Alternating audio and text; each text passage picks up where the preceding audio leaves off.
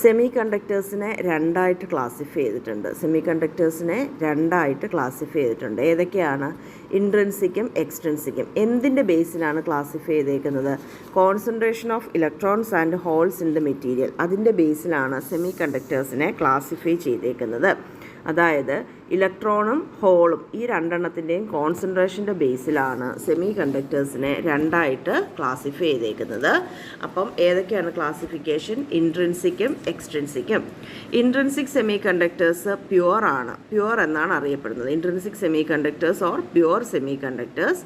Extrinsic semiconductors അല്ലെങ്കിൽ impure അല്ലെങ്കിൽ doped semiconductors. അപ്പോൾ നമുക്ക് ആദ്യത്തെ പ്യുവർ അല്ലെങ്കിൽ ഇൻട്രിൻസിക് സെമി കണ്ടക്ടേഴ്സ് നോക്കാം. പ്യുവർ അല്ലെങ്കിൽ ഇൻട്രിൻസിക് സെമി കണ്ടക്ടേഴ്സ്. ഈ ഇൻട്രിൻസിക് സെമി കണ്ടക്ടേഴ്സിനകത്ത് ഇമ്പ്യൂരിറ്റി ഒന്നും കാണത്തില്ല. ഇത് ഹൈലി പ്യുവർ ആയിരിക്കും. ഇൻട്രിൻസിക് സെമി കണ്ടക്ടറിൻ്റെ പ്രത്യേകതയാണ് ഇമ്പ്യൂരിറ്റി ഒന്നും കാണത്തില്ല, ഹൈലി പ്യുവർ ആയിരിക്കും. ഹൈലി പ്യുവർ ആയിരിക്കുന്നത് കൊണ്ട് തന്നെ ഇമ്പ്യൂരിറ്റി ഇല്ലാത്തതുകൊണ്ട് കോൺസെൻട്രേഷൻ ഓഫ് ഇലക്ട്രോൺസും കോൺസെൻട്രേഷൻ ഓഫ് ഹോൾസും സെയിം ആയിരിക്കും അല്ലെങ്കിൽ ഈക്വൽ ആയിരിക്കും. സോ കോൺസെൻട്രേഷൻ ഓഫ് ഇലക്ട്രോൺസും കോൺസെൻട്രേഷൻ ഓഫ് ഹോൾസും ഈക്വൽ ആയിരിക്കും. എന്തുകൊണ്ടാണ് അങ്ങനെ പറയുന്നത് നമുക്ക് നോക്കാം. നമുക്ക് ഫസ്റ്റ് അതിൻ്റെ ക്രിസ്റ്റൽ സ്ട്രക്ചർ കൺസിഡർ ചെയ്യാം. അപ്പം സെമി കണ്ടക്ടേഴ്സിന് എക്സാമ്പിൾ ഏതൊക്കെയാണ്? സിലിക്കണും ജെർമേനിയും ആണ് നമ്മൾ പറഞ്ഞത്. അങ്ങനെയാണെങ്കിൽ നമുക്ക് സിലിക്കൺ അല്ലെ ജെർമേനിയത്തിൻ്റെ ക്രിസ്റ്റൽ സ്ട്രക്ചർ ഒന്ന് നോക്കാം.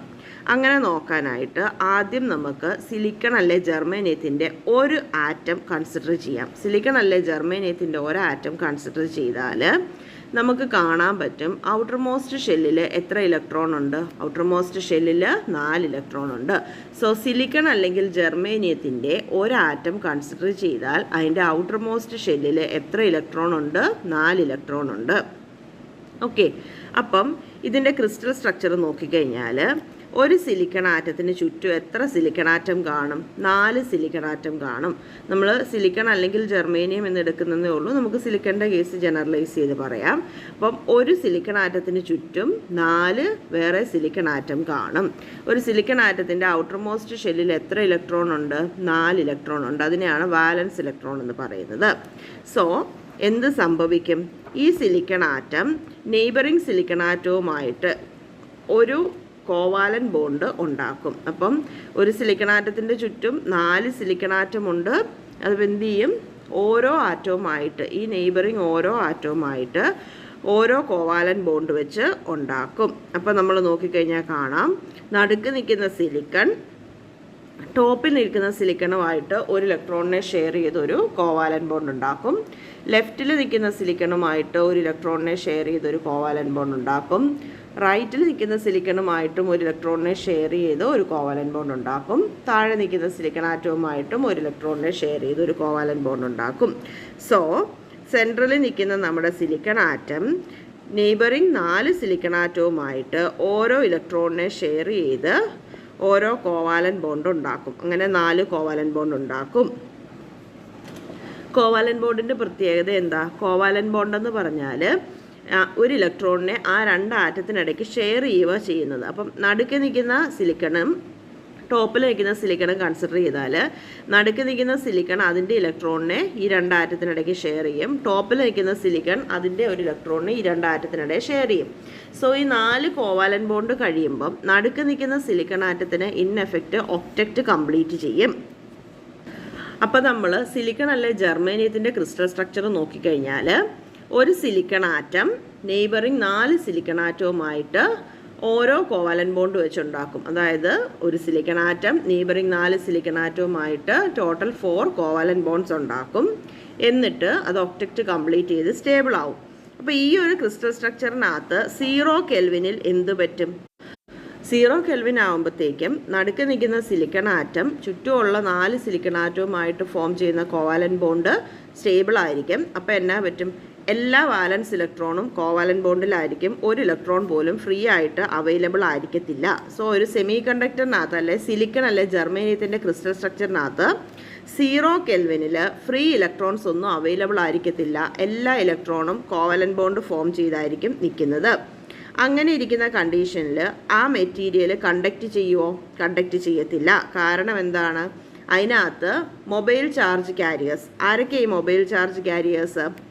ഇലക്ട്രോൺസും ഹോൾസും അതിനകത്ത് ഫ്രീ ആയിട്ടില്ല, അതുകൊണ്ട് തന്നെ അത് കണ്ടക്ട് ചെയ്യത്തില്ല. അപ്പം 0 കെൽവിനിൽ സിലിക്കൺ അല്ലെ ജെർമേനിയത്തിൻ്റെ ക്രിസ്റ്റൽ സ്ട്രക്ചർ നോക്കിയാൽ free charge careers, mobile charge careers അവിടെ ഇല്ല. ഇലക്ട്രോൺസും ഹോൾസും ഫ്രീ ആയിട്ടില്ല, എല്ലാം ബോണ്ട് ഫോം ചെയ്താണ് ഇരിക്കുന്നത്.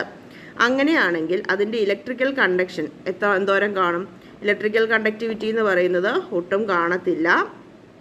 വാലൻസ് ബാൻഡ് കംപ്ലീറ്റ്ലി ഫിൽഡ് ആയിരിക്കും. നമ്മൾ 0 കെൽവിനിലെ ബാൻഡ് സ്ട്രക്ചർ നോക്കിക്കഴിഞ്ഞാൽ വാലൻസ് ബാൻഡ് എങ്ങനെയാണ്? കംപ്ലീറ്റ്ലി ഫിൽഡ് ആണ്. അങ്ങനെയാണെങ്കിൽ വാലൻസ് ബാൻഡിനകത്ത് എംറ്റി സ്പേസ് അല്ലെങ്കിൽ ഹോൾ ഉണ്ടോ? ഹോളില്ല.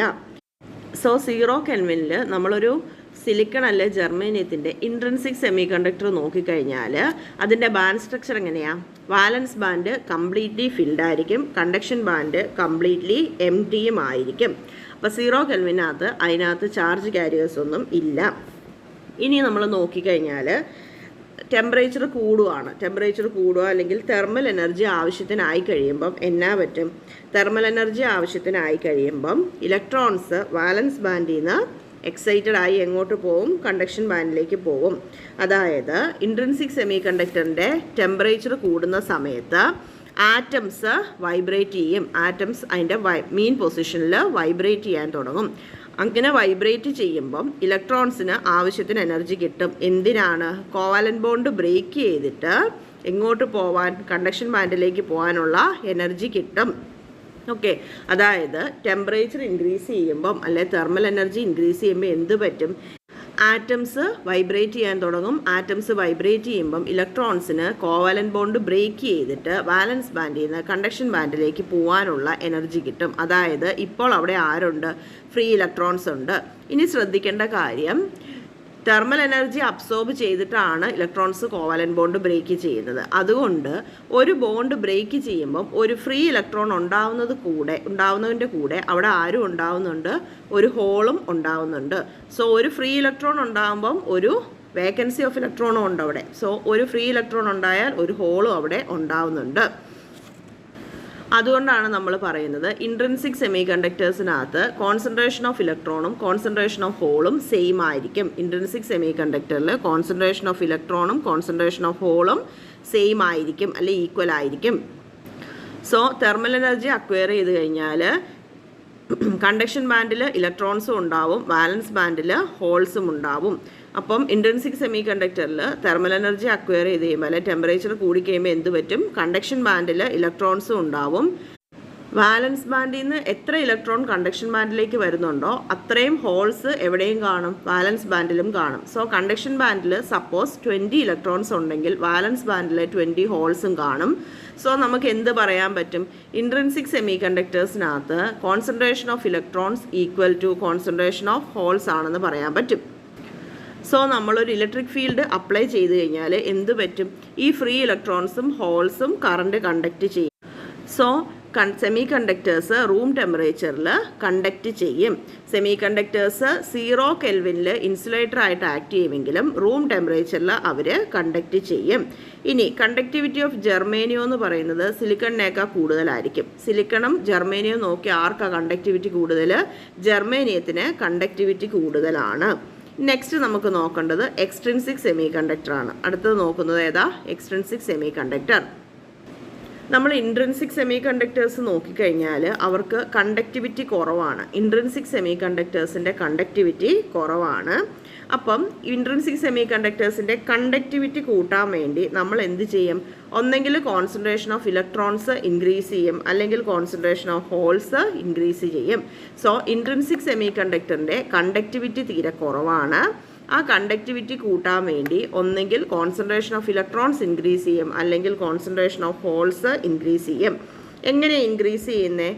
ഇമ്പ്യൂരിറ്റീസ് ആഡ് ചെയ്തിട്ട്. അപ്പം നമ്മൾ എന്നാ ചെയ്യും? അതിൻ്റെ കൂടെ ഇമ്പ്യൂരിറ്റീസ് ആഡ് ചെയ്യും. ഇമ്പ്യൂരിറ്റീസ് ആഡ് ചെയ്തിട്ടാണ് നമ്മൾ കണ്ടക്ടിവിറ്റി കൂട്ടുന്നത്. സോ ഇൻട്രിൻസിക് സെമി കണ്ടക്ടേഴ്സിനകത്ത് ഇമ്പ്യൂരിറ്റി ആഡ് ചെയ്തിട്ട് നമ്മൾ അതിൻ്റെ കണ്ടക്ടിവിറ്റി കൂട്ടും.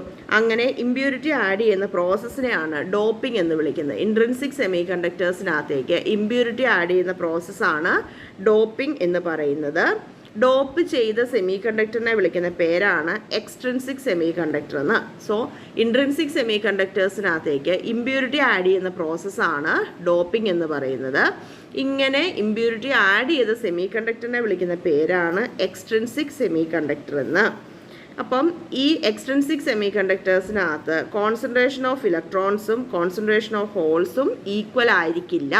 അതുകൊണ്ടാണ് നമ്മൾ ആദ്യം പറഞ്ഞത് കോൺസെൻട്രേഷൻ ഓഫ് ഇലക്ട്രോൺസിൻ്റെയും കോൺസെൻട്രേഷൻ ഓഫ് ഹോൾസിൻ്റെയും ബേസിലാണ് നമ്മൾ സെമി കണ്ടക്ടേഴ്സിനെ രണ്ടായിട്ട് ക്ലാസിഫൈ ചെയ്തേക്കുന്നതെന്ന്.